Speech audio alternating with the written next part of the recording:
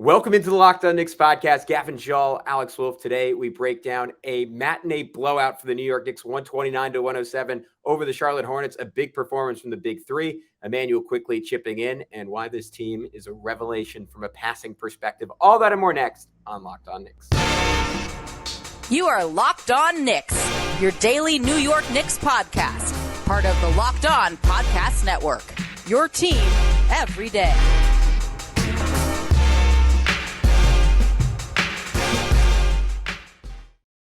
You are Locked On Knicks, and this episode is brought to you by PrizePicks, the easiest and most exciting way to play daily fantasy sports. Go to PrizePicks.com, press Locked On NBA, and use code all lowercase Locked On NBA for a first deposit match up to $100. We want to thank you for making Locked On Knicks your first listen today and every day, because we're now available on all platforms. And be sure to subscribe and hit that notifications bell on every single one of those platforms. And then if you really want to take things to the next level, which, that's a level of intimacy that I fear, but my therapist says I should confront that fear. You can join our subtext, and we will send you all of our thoughts on the New York Knicks postgame, pregame, everything in between, and you can text back with your questions. But who would you be entering into a Knicks-loving relationship with? He's Alex Wolfe, editor-in-chief of the Strickland, the greatest Knicks website in the whole wide world, and you can check out all of their fantastic coverage of the team at thestrick.land. And I'm Gavin Schall, play-by-play broadcaster, Alex, who's been traveling all over this great state of New York, broadcasting soccer and volleyball. And I was so happy to get back to my favorite sport, the one with the round orange ball, and the team that has some round players and orange colors. I lost the thread. But either way, the New York Knicks, a 129-107 victory over the Charlotte Hornets. And take this wherever you want, Alex, but what stood out to me more than anything else, and I'll throw on the caveat that I think if I've learned anything in my 5 years doing this, it's not to read too much into single game performances against really terrible teams. It was the collective ball movement and passing, and I have not seen sustained ball movement like this from a Knicks team. We'll see just how sustained it is going forward, because it wasn't really there early in the season. Probably since the 2012-13 season. As someone who loves basketball, maybe for beautiful ball movement more than anything else, and thinks it was arguably the biggest thing the Knicks were missing on a historically great offense last year. That is extremely exciting to me. Yeah, that's the thing that stood out to me the most too. It's 2 straight games now where we've seen them playing. I mean, I brought it up in the recap of the Spurs game the other day. It was especially, it stood out a lot against the Spurs, because that's the team that sort of revolutionized that brand of basketball, at least in the modern era. The style where you don't necessarily need one giganto star to run your offense, where you don't need that supernova type of guy where they got by for so many years with Tony Parker could score 20 on you in any given game. Manu Ginobili could score 20. Tim Duncan still got enough juice to score 20. Kawhi Leonard, when he was coming up, could do his thing. There was just a lot of different options. And I mean, it's probably hyperbole to relate the Knicks to a team that literally won a championship and was in competition for one every single year, and had a player on the team in Kawhi Leonard that has become, one of the best players in the entire NBA and won multiple championships on multiple teams. But there's something to that comparison with this Knicks team a little bit, a light version, where I just feel like, and this game, underscored it again. They're just working cohesively as a team. If you want to make a Knicks reference, it's like every person you ever talked to that was alive during the golden era talks about that with the 70s teams, that they never let the ball touch the floor practically. They were always, making passes super quick, not trying to hold on to the ball for too long. Certain guys became integrated with the team, like Earl Monroe, who had been used to playing that other style, where he was dictating the flow of everything all the time, and had to integrate into the style where they were just nobody's going to dribble the ball more than maybe 4 or 5 times, and you're going to keep this thing moving, and we're going to find the best possible shot. And there was so many possessions in this game and in the last game that sort of underscored that. But this game especially, there was the one possession where it was just so perfect, where it was just RJ was bringing the ball down, kicks it to Brunson, who kicks it to Grimes in the corner, and then Grimes starts driving in to attack the closeout, and then RJ makes a cut after he relocated to the top of the 3-point line, makes a cut in, gets the ball on a beautiful feed from Grimes, and just goes in for a dunk. And that was a possession where nobody, I think, held the ball for more than like 1.5 seconds. And that's just what you love to see if you're a fan of a team and you want to see them play the best possible brand of basketball. And this game just sort of like, I mean, there was 4-5 different guys in double digits in this game, but like every single rotation player that hit the floor scored at least 6 points. And these guys just were moving the ball like crazy. You know, they end with a total of 25 assists in this game, which, you know, maybe isn't like earth shattering, but if this team is going to be consistently getting 25 assists per game, along with the huge amount of ISO talent that they have for when they need it, like that I think bodes really, really well for this team going forward. And, you know, again, caveat of two teams that are less than great, but certainly are dangerous in their own ways, in, you know, the Spurs and the Hornets. But, you know, hopefully we'll see this continue as we go forward against, you know, some higher grade of competition. But it's been a great course correction for the Knicks these last two games, and really this last like week or so of play compared to the doldrums that we were seeing prior to that, when, you know, RJ was hurt for those couple games, Randle seemed to be slipping, and now things have all just kind of fully corrected on the Randle front. RJ being back, everything just seems phenomenal right now. Yeah, and on that play you were referencing, Alex, it wasn't Jalen Brunson. It was actually Julius Randle who started that. And I say that not to be a you-know-what hole, but to point out how improbable it is that Julius Randle was the one who kickstarted that sequence. And I wrote in my notes in all caps right after that play, Euro Julius is back. And it's so funny because it's on the exact same timeline it was last year, where we're really, I mean, it was not as bad as this year, but after an amazing season, it's easy to forget that like he struggled out of the gate last year too, right? And it was not nearly to the same extent, but there were major issues. And then he still wasn't shooting very well, but he went through this stretch where he became like sort of like his entire persona flipped, and that's part of why the guy's such a big enigma, because he can just do this from one game to the next. He could be like every stupid shot in the book is on the table in the next game. Like he just makes like rapid, quick decisions that you would dream of, that you would look for someone like I'm trying to think of like a totally unselfish passing big, like maybe a Boris Diaw type guy to talk about, someone who's a fixture on those Spurs teams. And Randle, I thought this entire game like really showcased that. Like there was one play that stood out to me. Like it didn't even result in an assist. Like he spun against the double team and then literally like dropped it over his head to Jalen Brunson. And it was a crazy pass, but it was also a pass that took just so much anticipation and almost like a pre-decision that, all right, instead of forcing this, like I am going to find a way to get Jalen an open shot. Early in the game, like he had a three and he made the extra pass to Jalen, and then that got contagious and Jalen made the extra pass to Grimes. And like, not that Grimes got up a ton of shots in this game, but we so rarely see the big three outside of RJ this year, who's been great at it, like making an effort to get Grimes a shot, making an effort to get Mitch a shot. And Julius, who typically like plays as if Mitch is like an annoying like pole that is not an animate object on the court. Like he threw it to him in the post and Mitch actually scored. He tried throwing the lob. It got broken up, but he actually tried to do it. Jalen Brunson found Mitch on a dive with like a slick pass between two defenders. And that is typically never a pass that I think Jalen, he thinks about making, but he rarely feels comfortable making. I say all that to say, like, it's so clear that Tibbs has been driving home, like, hey, like these two in Grimes and Mitch are fixtures of our defense, and you absolutely need to reward them for that. And that was true last year, and it still wasn't happening. And now all of a sudden it's happening, and it's making for great basketball, Alex. Yeah, I'm totally with you. Like, I mean, I do think it bears mentioning at least a little bit, like Julius's defense maybe wasn't fully what I wanted it to be in this game, but his offense was everything and more. I mean, other than I guess there was the only thing was the sort of weird thing, and they noted this on the broadcast, where like he asked himself out in the third quarter, which isn't something that he normally does. So hopefully like he's feeling Can I good throw still. something at you on that? My read on that was that like he was saying my bad initially. Is that crazy? Like, or you think he was 100% trying to get out of the game? Because like I thought like he was the one who got beat, but maybe he did feel something. I don't know. That was just my read on it. It's tough to say because Tibbs did definitely get RJ up very quickly and get him to the scores table.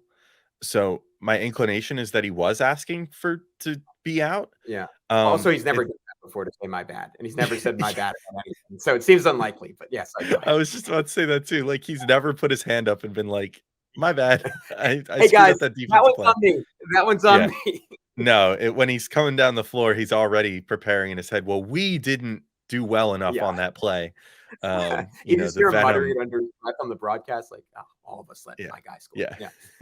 The Venom approach. We didn't do that. We didn't do well there. But yeah, anyway. Maybe that's the issue, is that he's had a symbiote this whole time. Yeah, maybe he's got a symbiote this whole time. All right. That'll be yes, I go ahead. Yeah, that's all right. You know what? Let's hold that thought for just a moment, because I think there's more to talk about as far as Randle and the big three in general, because I thought that they had a fantastic game. I want to talk more about RJ and Jalen Brunson as well. But real quick, if you want to bet on if you want to play daily fantasy and pick over under one symbiote inside Julius Randle, just kidding. You can play our favorite game, which is PrizePicks, and PrizePicks is the largest daily fantasy sports platform in North America. The easiest and most exciting way to play DFS. It's just you against the numbers. So instead of battling thousands of other players, including pros and sharks and whales and all the other marine mammals you can think of, you pick more or less than 2 to 6 player stat projections and watch the winnings roll in. And with the basketball season here, you can now pick combo projections across football and basketball from the Specials League, which is sick. A league created specifically for combo projections that include 2 or more players from different sports or leagues. For example, LeBron James and Travis Kelce at a 10.5 combo of 3-pointers made and receptions. Or if it was today, I did not check, but perhaps there was one out there that would have been like RJ Barrett and Breece Hall combined, I don't know, 20.5 carries plus 3-pointers made or something. It's all kinds of fun combos you can do there. And PrizePicks also offers a reboot policy so that your entries stay in play even if one of your players gets injured. So for football and basketball games, that's key. If you have a player who exits the game in the first half and does not return the second, that player is rebooted. And PrizePicks is the only DFS platform with an injury insurance policy. So if you want to check out PrizePicks for yourself, go to prizepicks.com/LockedOnNBA and use code LockedOnNBA for a first deposit match up to $100. Again, that's prizepicks.com/LockedOnNBA and use code LockedOnNBA for a first deposit match up to $100. PrizePicks, it's daily fantasy sports made easy. All right, and we're back in to continue talking about Julius Randle and RJ Barrett and Jalen Brunson and possibly the symbiote living inside Julius Randle. Maybe that explains his mood sometimes too. I don't know. I just finished beating Spider-Man 2 recently, the video game. And this is on top of you. yeah. This is very much on the top of my brain. The signs are all there. The moodiness, occasionally seeming unhappy. We might have to tell him about Jace Medical and make sure he becomes something. Well, this is gonna be a perfect segue to the next ad break. So we'll hold that thought for a sec too. We can hook him up with Jace Medical if you need anti-symbiote medication. Anyway, I loved his offensive game. Like, to be clear, first off, I thought that he played really smart. He did classic Julius in that he got things going early. Had an initial early flurry, which really ignited the Knicks. Made a quick midi, and then in transition gets a 3-pointer to hit. I was watching this game. I DVR'd it because I was out during the day today. And so I started watching it and I was kind of getting cozy, making my dinner or whatever.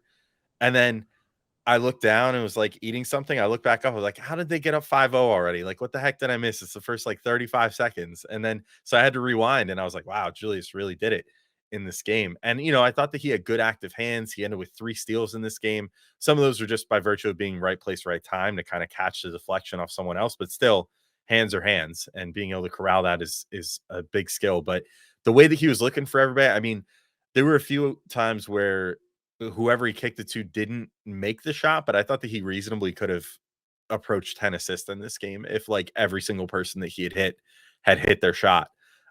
Because he was really looking to distribute, really looking to get inside, kick it to the perimeter, do all the best things you want out of him. I do think that he was just a little too lackadaisical on defense in this game at times, especially before Brandon Miller got hurt in the first half. I thought that Brandon Miller was kind of having a day. against Julius. Like, he beat him on a cut. He made a three that was just not very well contested by Julius, and Julius just seemed kind of eager to switch off of his man if it meant that he could stay closer to the hoop, and like kind of wait for the rebounds or whatever the case may be, whatever his motivation was there. So I do wish that would start being a little more corrected, but at least on the offensive end, I think he's really finding his stride again. And that's usually step one to getting him fully on board, fully engaged on both ends. So, like in the case of this, where the rest of the team was so good on defense that it made up for whatever shortcomings he had, I'll take it. I think it was totally fine. Yeah, and Jalen Brunson was just essential to getting the Knicks off to that start. Like, he opened the game 5 for 6 for 13 points, made his first 4 shots. He had while Miller was still out there, and Miller's like 6'9" with 1,000,000-foot arms, and he hit a play where Miller, like, especially for a rookie, I agree with you. He was really impressive. Like, I almost, even though it wasn't in the Knicks' interest, I was sad I didn't get to watch him finish the game because he was really cooking. But he like kind of shut down Jalen, and Jalen just goes to this floater, and it's just inside the foul line, and Miller knows it's coming, and I don't know how he didn't block it, and Jalen just flips it in from like 9-10 feet out, and I was just kind of sitting there slack-jawed, like, all right, it's going to be a good day for him. As I noted before, consistently made the extra pass, and then one other thing I loved is this year we're seeing it, I think, even more than last year. Like, he's a heat-seeking missile in transition now. And in the past, he didn't, I mean, the Knicks as a whole just didn't emphasize running. And it's clear that they're trying to drive up their pace a little bit this year and trying to drive up their fast break points a little bit this year. And Jalen is increasingly opportunistic about doing that.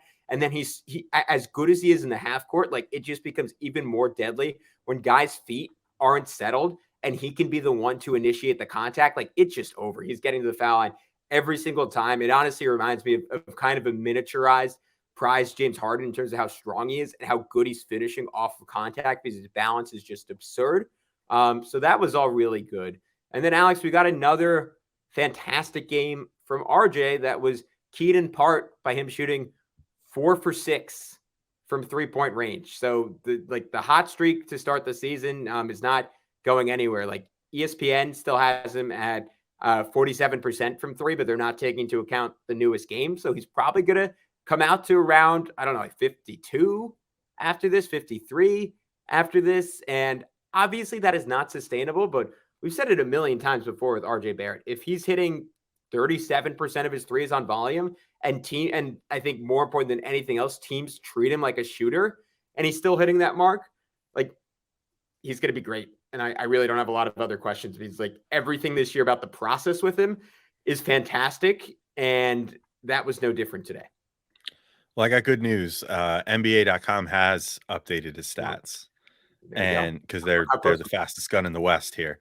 And they have him up to 50% now, 50% on 6 attempts per game through 7 games so far.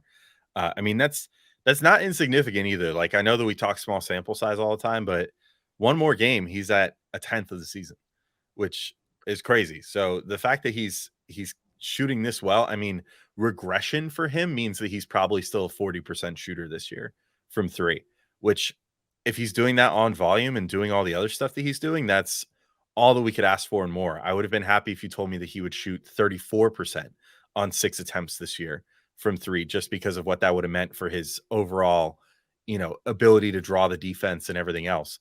So, I mean, that's huge. And he looks so comfortable right now. I mean, he's another one of those. I think that if this was a scenario where the Knicks needed him to do more, I think he could. I think that's kind of the case for Brunson too. I think especially these last few games, while they've been trying to kind of get Julius back on track, which it does seem like there's been sort of a concerted team effort to do that. I think that, RJ and Brunson have been sort of kind of just taking what comes in the flow of the offense a little more and not looking for their own shot quite as much, which is honestly fine. That goes into that like beautiful basketball thing that we were talking about in the first segment. But like, I think that if the Knicks needed RJ to do more, he could do more. And he's consistently, I think right now, on both ends of the floor, proving himself to be the most valuable player on the Knicks at this particular moment. And I don't think you have to look any further than like how this team fell apart those couple games that he was out. And, maybe that has something more to do with Julius's ankle acting up, or Julius just, whatever was going on with him in those games too. But I think there's something to be said for the fact that once this guy came back, the Knicks started playing way, way better than they were in the 2 games that he was out, and have been on this absolute tear ever since then. So yeah, his play is really, really impressed me. But, even more so maybe than the 3-point shooting even has just been, and we've talked about this a bunch, since the preseason and so far this season, but his finishing touch has gotten so much better. One of the biggest issues with him was always like he could get there and then he didn't quite know what to do once he got there, once he got to the hoop, on a drive. And he was just always able to get that whenever he wanted, but was never quite able to find the way to finish on the plays where he got all the way to the rim and then wasn't getting calls on fouls and stuff like that. Now he's just finishing at every possible angle with both hands. Like, he doesn't need to get all the way up into the area of the hoop to finish. Like, he's kind of just flipping it up from the side of the basket and finding a way to angle it in. I mean, his play around the rim right now is just brilliant. And I think that combined with the shooting, if he can keep this like true shooting percentage up, which is like up in the 60s now, if he can keep that going and keep just generally contributing the way that he is right now, he'll be in the running for most improved this year. And I think there's a very decent shot that he makes a run in an all-star bid too, if he keeps going like this, because he's really proving that, like, on a per minute basis, he's one of the more dangerous players in the league right now. Yeah, I think ultimately his improved efficiency there has more to do with him being more decisive and picking his spots a little bit more than his touch necessarily making a big leap. And I want to get into some of the examples of how that decision-making flashed and how he's just become a more unselfish player. And then I kind of want to talk about Emmanuel Quickley a little bit and why this was maybe the coming out party. It happened 2 years ago, but the re-coming out party of Emmanuel Quickley, the point guard. But before I do that, Alex, I want to mention our buddies over at Jace Medical. We spend a lot of time talking together, you and I, and you and I being me and Alex and all of you listening. We get fired up together for wins, and our heart cracks into a million little pieces during losses. So I'm thankful for that connection we have, because both are important to me. And today I want our chat to be a little bit more personal. I just learned that you can get a 1-year supply of ED medication. No matter what's going on in the world, it'll always be available to you. You're covered. You don't have to worry about whether or not you can refill generics for Cialis, Viagra, or Rivado prescription. And that is possible because of our friends at Jace Medical. You can go online now at jacemedical.com to receive your 12-month supply on your daily medication. Remember to use promo code LOCKEDON at checkout for a discount as well. A verified customer had this to say about Jace: "I am thankful for this service. Supply chain issues caused me to cut pills in half. To have it, I ordered most of my daily meds with a year supply. I also ordered an antibiotic kit. I feel secure now. Prices are lower than local pharmacies. I highly recommend this for everyone." So if you or a loved one would love to get some peace of mind by having a year supply of any daily med, and if the Knicks aren't quite getting it done for you, you can go to jacemedical.com to see if it's offered for you. Remember to use promo code LOCKEDON for $20 off your purchase. Alrighty, let's get back into it. RJ Barrett, Alex. Obviously, the finishing has been really good. The overall efficiency is fantastic this year. His field goal percentage is the same as his three-point percentage at 47%. But at the rim, he's actually only shooting 2% better than he did last season. And that is still really significant, because last season was a pretty substantial jump. So as a rookie, he was 54% at the rim. Next 2 years, 55%, 55%. Last year, 59%. This year, all the way up to 61%. The other stat you have to look at there, though, is his frequency, which has always been elite, right? 49% of his shots coming at the rim, 42% of his shots coming at the rim, 41%, 40%. This year, only 33% coming at the rim. So he went from being a guy who was in the mid 80s to the low 90s in terms of his volume of rim attempts relative to everyone else at the league, to being relatively average for a wing, just a little bit above average. But I actually think that is a really positive advancement for him, because in the past it was the rim or nothing else, right? And especially last year when his 3-point shot abandoned him, teams knew what to sit on, and they knew what he was going to do, and he became just an extraordinarily predictable offensive player, particularly because he wasn't like a very proactive passer. He was ultra reactive. It was very similar to Julius Randle. It was, all right, there are 3 guys in front of me, I better throw it out there, but someone must be open. To now, he's a guy who is actively like manipulating the defense and like actively like making just intelligent plays. Like the one that really stood out to me was he got a rebound with like 5 seconds left in the first quarter. And I honestly, I expected him to do what he's done for the last 4 years in those situations, which is to sprint up the court and take a 3 or a runner or get all the way to the rim and like botch a layup, because that is typically what you see from RJ in those situations. He said he was calm. He recognized just how much time that is, surveyed the court, set up IQ for what ended up being a step back, buzzer beating 3. Super simple play, but one he just wouldn't have made in the past. Even off the ball, he notices that Gordon Hayward isn't paying attention to him. In the past, that would have been run up and go get the ball and try to attack it. Now it's go set a screen on Emmanuel Quickley's man and get him a wide open 3. IQ didn't make it. That doesn't matter. The process was great. It has been great for RJ Barrett, and I'm really excited to see like where this all turns out with him. Yeah, I'm with you. I think a big thing too, and this will be something, I feel like there has to be like a B-ball index stat for this or something. They're like the kings of weird stats you never knew you needed until you look on their website. But I'll probably start looking into that like 10 plus games into the season. So in the next like week or two, I might start looking there because some of their data is a little more context dependent on a larger sample. But I mean, I bet you that there is a stat out there that shows how often RJ drives and kicks also. And I bet if you looked at that relative to like how many drives and kicks plus drives that he attempts to finish this year compared to that same stat in previous years, I bet you it's that number narrows a little more. You know, that I still think he's shooting more threes and taking certainly a few more middies too, like which he's been hitting really well on mid-range shots as well so far to start this year. But I think that if you looked at how often he's doing both, you know, driving all the way in and getting all the way to the rim, but then also how often he's just straight up driving in and then kicking out.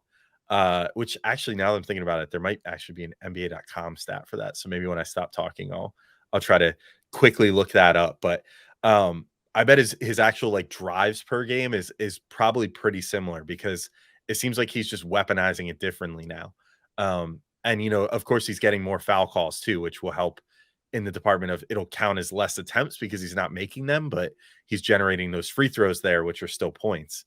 All in all, though, I'm with you. I think the fact that he's utilizing his shot profile better now, it reminds you almost of the renaissance that Julius had last year, where he finally realized, you know, what the best way to use his skill set was, which was volume 3-point shooting, even if he was only shooting like 35%, like enough to keep teams honest and keep them attached to him on the perimeter.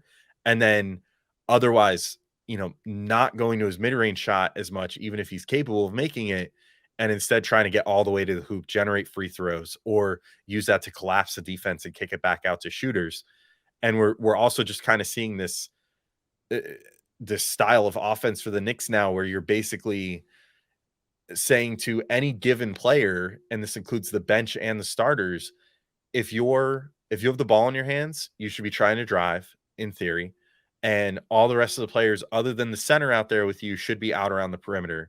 And then you should either be looking to kick back out there and then immediately getting back out there yourself to draw your man back out and clear things up for Mitchell Robinson down there, or you should be looking to finish when you get inside there if you have an open look. And that's where we're just seeing this constant flow of motion and constant churn that the Knicks have going. And it's awesome to see. And RJ, like I said, is right at the core of it, because obviously he's so far this year been the most consistent guy, and the most consistent guy adding to winning for this team, which I think it was Fred Katz pointed out today, like plus minus, just regular plus minus, has been really favoring RJ this year, which is a stat that doesn't normally favor him. And so again, once these like more advanced stats start coming out that have traditionally hated RJ, I'm going to be really curious to see, like, I think he's going to have a huge leap in the stats like Raptor and BPM and all the other like all-in-one impact stats that he used to score really poorly in, I think he's due for a big awakening in those stats this year because he's just influencing things so well on both ends of the floor. Someone that those statements have always applied to is Emmanuel Quickley. And I think after a start to the year, and Alex, I'm curious if you agree with me on this, that I think left me kind of lukewarm in that, like, all right, he's good. And the place he's really been special is floater range, right? Like he's, I think, literally top 2 in the league in that part of the court, which has been fantastic and a throwback to his rookie season. But I've had just a feeling of like, I maybe expected something a little bit more. Like I wanted to see something distinctly new in his game. And it felt more like everything that was already there was just sharper, which was great, but wasn't, especially in a year where like the Knicks have to make a decision. Like, even though this guy on paper really makes not a ton of sense for us to keep because of the positional overlap between him and the Knicks' best player, we're going to have to do it anyways because he's just that good. And today, I think I saw some of that, and who knows if that's ultimately a good or bad thing for the Knicks keeping him, because some other team might see that and say, all right, that's our point guard of the future. But I thought this was just about like a perfect Emmanuel Quickley game, even though it was not a statistically overwhelming one. In 26 minutes, he had 17 points, 9 assists, and 5 rebounds. But that 9 assists out in just 26 minutes, the 4th best total of his entire career, tied for the 4th best total of his entire career. He's at 15 once, he's at 11 twice, he's at 10 like 3 or 4 times, and he's at 9 3 times. But the process to how he got there, and I'm thinking in particular, like later on in the game, like the manipulation we saw, like he had a pick and roll where he was able to hold the big by taking an extra dribble and just pausing for a sec. And then he went up as if he was going to shoot and then just ripped a pass to Isaiah Hartenstein. I'm sure you could find a clip of it. I don't really remember him ever doing that. Then in transition, he's speeding up the floor and Josh Hart is running down the wing with him. And you can see the Charlotte defender not sure what to do, but maybe getting ready to commit to Josh Hart. So he fakes a pass. The guy takes a step forward, and then he looks up as if he's going to shoot. And the guy just about has a stroke and has no idea where he's going. And then he hits a wide open Josh Hart for a running dunk. And it was 2 plays in a game with many of them. Like there was also the one where he like had to slip to DiVincenzo, where DiVincenzo hit Hartenstein. Like he was a part of like so many different good things that happened for the Knicks today. But it was those 2 plays, Alex, that kind of like made me pause a little and say, maybe this is what's new. This is what's different. And for the Knicks or another team, this guy might just be a point guard and a really good one at that down the road. Yeah. So I want to quickly just circle back. I did look up the RJ Drive stats. Okay, sure. 10.7 per game this year versus the 2 years prior, 12.7 and 12.8. So drive numbers down a tiny bit, but again, it's all about utilization. I think that sort of tracks where like, I think his shot attempts numbers are lower than the overall amount that he's driving to the hoop, which I think is really all that matters. There's not that huge a drop off there. Although I guess you could say that's like a 1/6 drop off, but I think it's well worth it for what we're seeing from the 3-point range. As far as Emmanuel Quickley, I'm completely with you on everything that you said. I mean, I thought he was a maestro in this game. The fact that he did all that in 25 and a half minutes, I mean, per minute, he's been probably one of the most valuable players in the NBA so far this year. I don't think that's an exaggeration to say, because there's been certain games where he's only been out there for 20 minutes so far this year, which seems obscene to say considering how good he's been. But I think it's just a little bit of a reluctancy from Tibbs to have him and Brunson out there for huge amounts of minutes together. That said, I hope they keep leaning into that combo because I love it. You know, we've said a million times that, you know, the best part about that combo is that both guys have experience on and off the ball, which makes them so great together. I think Quickley just continues to show that. I mean, he kind of did all that in this game. You know, I saw a stat.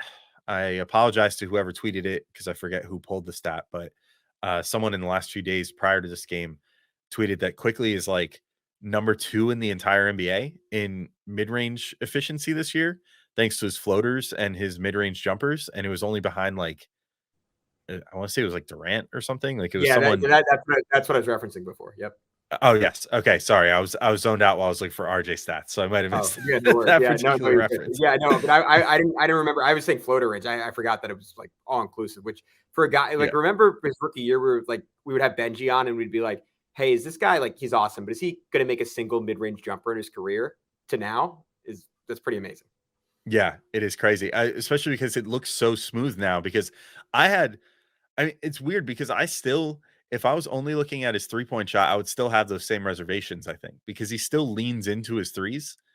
And that was what always worried me about the mid-range shot. And yet his mid-range form is completely different from his 3-point form.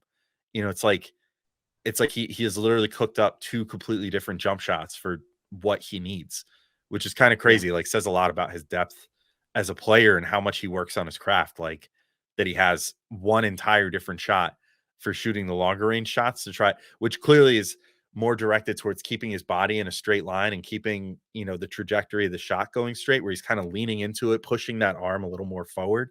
Whereas his mid-range shot, it's like he goes more straight up and down, more traditional with how he does it. And it almost looks like he translates how he does his floater, where it's more just just traditional like swan motion into his mid-range shot a bit. I don't know. It's kind of cool. Maybe we could partway through the season talk to like Prez or something who loves checking out shot mechanics and stuff like that. But yeah, he's just from a standpoint of being able to basically do whatever he wants. He's been fantastic this year. Like he now has such a mastery over his speed, dribble, his, you know, every bit of his skill set, like the strengths, the weaknesses, everything, that it seems like he can find whatever spot on the floor he wants at any given time. And there is no situation that he can't get out of cleanly. Like he turns the ball over so little still. Like he only had one turnover in this game, and he's not averaging a ton of those for the year so far. He just takes care of the ball like almost nobody else in the entire NBA compared to how much usage he gets. I don't know. Again, I'll just say it again, and I'll keep this train going early. Like he should be the leader for sixth man of the year this year. He should have been the leader for sixth man of the year last year, but the immediate impact that he has when he gets in a game and provides for every single minute that he's out there, no matter who he's out there with, is like unmatched pretty much across the NBA. But Gavin, unless you had anything else to add on any of the players, I kind of wanted to get into I thought it was really fun. Clyde and Breen, I thought were just in pure midseason form in this game. And I thought had some of the best moments of this season so far.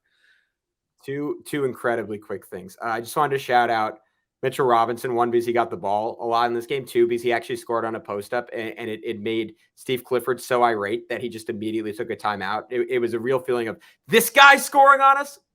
Yeah.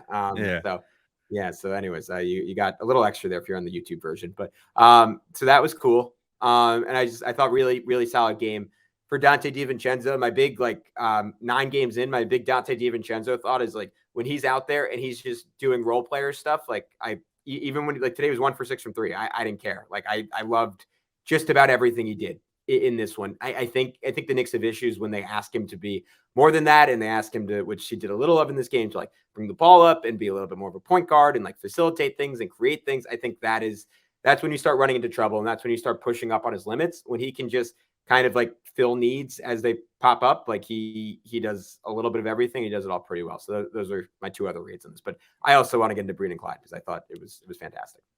Yeah, I agree with you in everything you said about the 2 players. Real quick, I'll just get into some of my favorite Breen and Clyde moments in this one. Of course, this is Ish Smith's current team, Charlotte, which meant that we were in for instant, entertaining content. So, of course, they brought up how Ish Smith, of all the players in the NBA and all the players that Clyde has ever covered, for whatever reason, Ish Smith is like one of his favorite players ever, which is crazy to me. Well, not totally crazy. I mean, he's a great role player, but the infatuation that Clyde has for him never ceases to amaze me. So Breen and Clyde talked about that, and now they've kind of made it into a bit on MSG, which is amazing. Like every time that Ish Smith is in town, it's always a thing. Rebecca Harlow apparently talked to Ish before the game and revealed, I can't believe that Clyde didn't like let out an excited noise of some sort when he heard like an excited like eek, like when he heard this news. But apparently Ish Smith was asked by Rebecca, what's one team, because he is now currently the leader in most NBA teams played for in his career with 13, And Rebecca asked if there was one other team that he wanted to play for, and he said the Knicks. And Clyde did a really good job containing his excitement. And then two other things, of course, this coming around Veterans Day, casual drop from Clyde that he almost joined the military in this one, where I don't know if we've ever heard that before, but he was like, hey, Clyde, not too late, buddy. Get out there. Yes. Yeah, he could go right in as he traded in being a general for a floor general, I guess. Never looked back. I just want to throw out real quick. Elgin Baylor did both and put up 38 and 19. So it was possible, but go ahead, Alex. Okay. Well, there you go. I mean, so Clyde apparently almost joined the military. So that's interesting to know. I feel like somehow we get like at least one new tidbit about his life that we never knew before. And I don't recall him ever saying that before. And then secondly, just turned into my son, Mike. We're going to hear that in the last broadcast. Yeah, exactly. But yeah, so like turns into an episode of Springer at the end of the year. What was that, Clyde? But then final thing is they were talking about like Veterans Day, and then Breen, because the person that they honored at halftime and gave like money to his charity was someone that helps like displaced veterans and whatever. So they gave him a $10,000 check at half court. Very cool with the Knicks. And then, Breen was kind of talking about, like the government doesn't do enough for veterans and this, that, the other. And it's really a shame that, sometimes this has to come to, like private citizens to set up charities and stuff to help, displaced veterans. And then Clyde just out of nowhere comes out with like, yeah, Mike, have you seen the suicide rates of veterans? Like they need to get better mental health care and blah, blah, blah. And I'm like, wow, my socialist kings out here, spitting facts on on a Sunday afternoon. It was truly inspiring. And it shouldn't come as a huge surprise from Clyde because he's very outspoken about his feelings on social justice and stuff, especially as we get closer to like Black History Month and Martin Luther King Day and stuff. But I don't know. I thought they were just like in pure midseason form where even in a really entertaining basketball game, they still managed to give us tons of just great little sound bites throughout this one.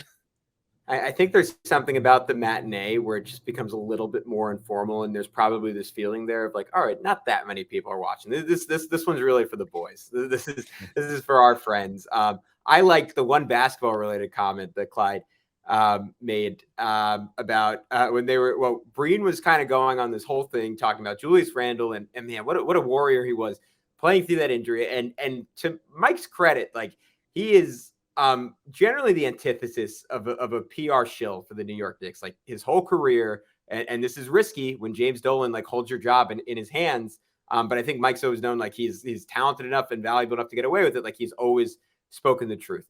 But this time he was like a little bit heading in like the PR direction of like, yeah, wow, Julius really toughed it out. I mean, you love to see that, right, Clyde? And Clyde's like, I don't know, it can kind of hurt the team sometimes, Mike. And that just made me love Clyde all the more. So that was my one big thing. But Alex, unless you have anything else, I think we can wrap up. I think this was our longest episode of the season, and it's a shocker that it comes against the Hornets, but it's partially because we haven't gotten to catch up in a week, and it's partially because this was just a super duper fun game with a lot of good stuff in it.